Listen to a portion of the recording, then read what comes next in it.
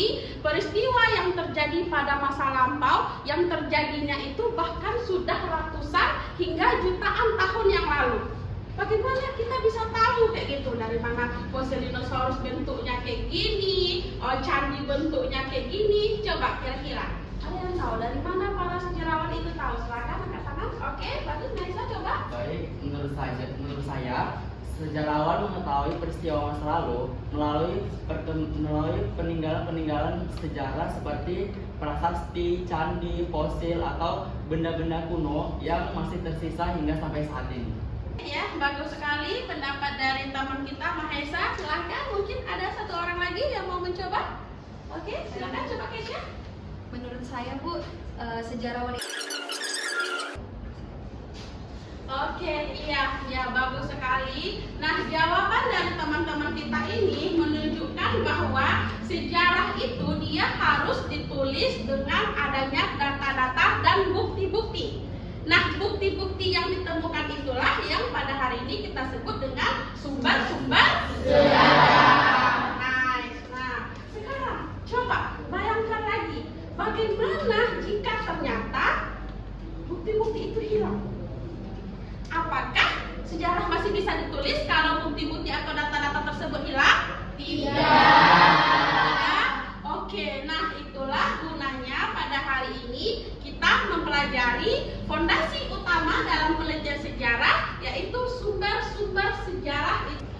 Nah, adapun capaian pembelajaran kita dalam materi kali ini, yang pertama yaitu Anda semuanya mampu untuk menjelaskan apa yang dimaksud dengan sumber sejarah atau konsep sumber sejarah itu sendiri.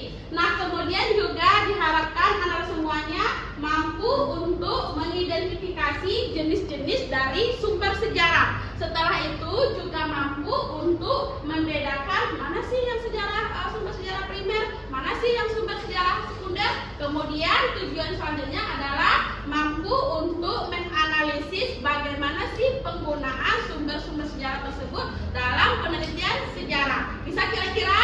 Bisa. Oke. Nah, apa sih yang dimaksud dengan sumber sejarah? Ada yang tahu apa itu sumber sejarah? Coba. Nah, sumber sejarah maksudnya adalah segala sesuatu yang terjadi pada masa lampau yang memberikan informasi. Sumber sejarah itu dia banyak sekali jenisnya. Sekarang mari kita lihat terlebih dahulu jenis-jenis sumber sejarah. Yang pertama kita akan lihat ada sumber sejarah itu dia yang berdasarkan kepada sifatnya. Oke, nice. Kemudian ada lagi sumber sejarah yang berdasarkan kepada penggunaannya.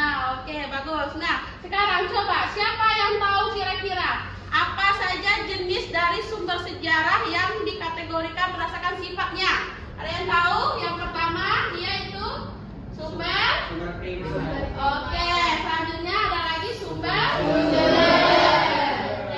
Nice. Nah, kalau yang berdasarkan bentuknya, apa kira-kira? Ada yang tahu? Yang pertama sumber tertulis.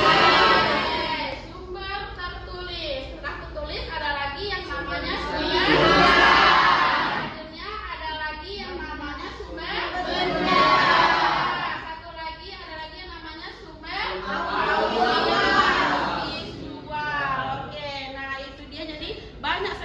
jenis-jenis dari sumber sejarah. Nah, Nanda dalam mengkaji sumber-sumber sejarah ini, kita itu atau para sejarawan itu mereka tidak bisa berdiri sendiri. Mereka bekerja sama atau berkolaborasi dengan ilmuwan lain. Jadi dengan memanfaatkan ilmu-ilmu bantu sejarah. Contohnya bekerjasama dengan para arkeolog atau bekerjasama dengan ilmu antropologi dalam mengkaji kebudayaan, ada istiadat masyarakat itu membutuhkan bantuan ilmu antropologi.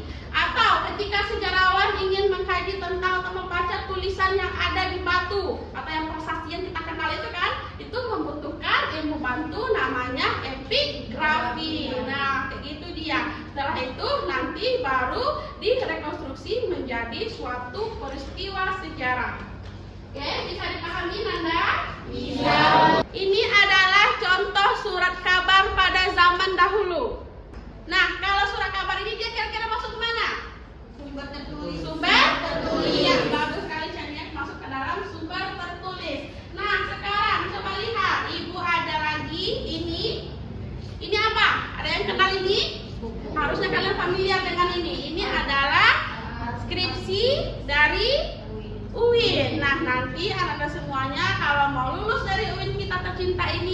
syaratnya adalah mengerjakan skripsi. Kalau skripsi ini kira-kira dia masuk kepada sumber yang mana? Sumber sekunder. Nah, sumber sekunder. Kalau buku ini, buku sejarah, yang masuk kemana? Sumber sekunder. Oh iya, sumber sekunder juga ya. Ada yang sudah pernah ke Candi Borobudur? Belum ada satu orang pun?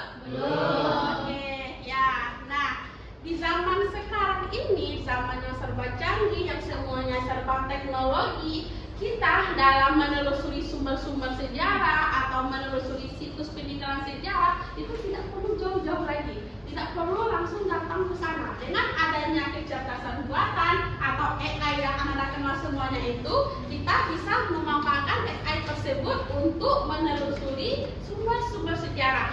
Nah, hari ini Ibu akan mengajak anak-anak semuanya untuk berwisata ke Candi Borobudur. Di sini kita akan menggunakan yang namanya teknologi AI dengan memanfaatkan fitur yang namanya VR atau virtual reality. Nah, silakan dilihat. Nah, mari kita menjelajahi Candi Borobudur. Nah, sekarang kita sedang berada di lantai 1 pintu timur Candi Borobudur. Nah, untuk kita bisa langsung lihat ini, pelatarannya, gerbangnya nampak ini adalah pintu masuk atau pelataran dari Candi Borobudur. Sekarang kita sedang berada di sini. Nah, mau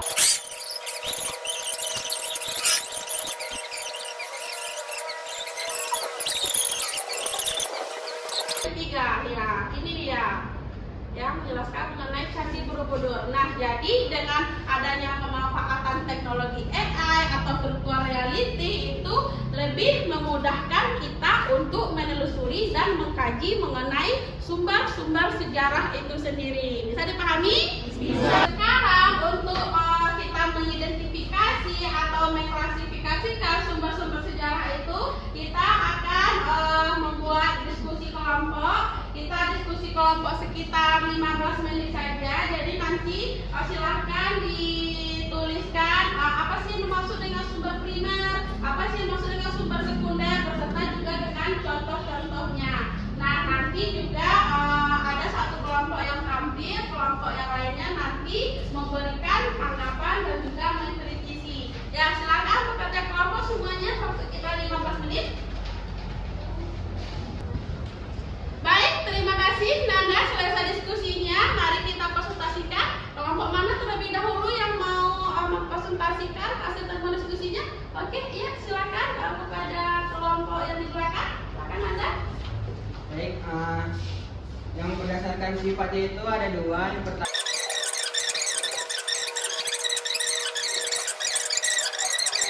terima kasih. Mana yang mau mempresentasikan contoh-contoh dari sumber-sumber tersebut? Mana? Oke, silakan kelompoknya Chania. Jadi di sini tuh sumber primer itu contohnya itu ada naskah proklamasi 17 Agustus 1945. Terima kasih. Aplaus untuk kelompok. Nah, jadi Nanda, sumber-sumber sejarah itu menunjukkan bahwa masyarakat Indonesia dari zaman dahulunya, dari zaman lampau itu mereka sudah hidup dalam keberagaman budaya maupun keberagaman agama. Dari sumber-sumber sejarah itu nampak dia, dari peninggalan-peninggalan itu terbukti dia. Nah, sumber-sumber sejarah ini dia juga terdapat di dalam ayat suci Al-Quran, yaitu Quran surat Yusuf ayat 111 dan juga Quran surat Ar-Rum ayat 42. Nah, minggu lalu Ibu ada suruhkan kalian mencari arti atau makna tentang ayat ini. Ada cari, nah itu dia gunanya. Ya, coba silakan yang mau membacakan apa makna dari Quran surat Yusuf ayat 111. Siapa? Silakan. Oke, Asri, coba.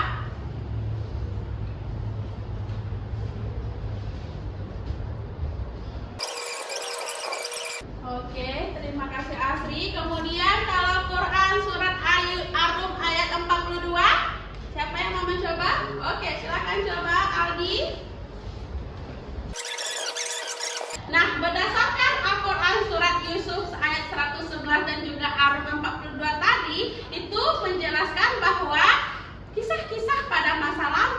terjadi pada masa dahulu itu memberikan makna dan pelajaran bagi umat manusia. Nah, makanya kita disuruh untuk mengamati lingkungan sekitar dan mengkaji mengenai seluruh peradaban dan juga perjalanan umat manusia untuk kita ambil hikmahnya di masa yang sekarang. Dari kita hari ini, apa pelajaran yang Anda semuanya peroleh? Coba silakan angkat tangan. Siapa? Oh ya, silakan Salena.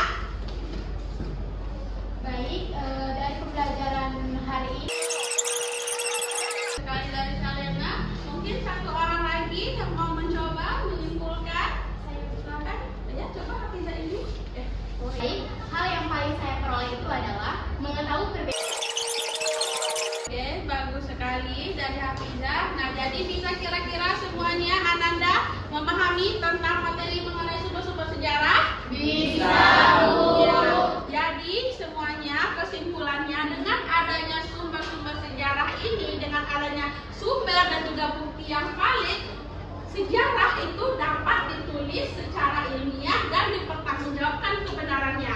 Dengan adanya sumber-sumber sejarah yang tadi, maka kita bisa mengetahui bagaimana sejarawan dalam merekonstruksi mengenai peristiwa yang terjadi pada masa lampau untuk kita pahami pada hari ini sebagai suatu peristiwa sejarah.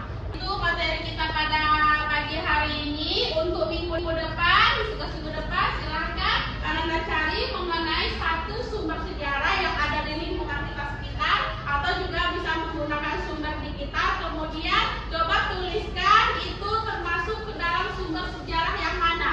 Kemudian juga nanti berikan alasannya dan juga analisis kenapa sumber sejarah yang Anda temukan itu termasuk ke dalam salah satu dari jenis-jenis sumber sejarah yang telah kita pelajari tadi. Bisa? Bisa, Bu. Nah, itulah materi kita pada pagi hari ini. Terima kasih atas kehadirannya semuanya. Terima kasih atas partisipasinya.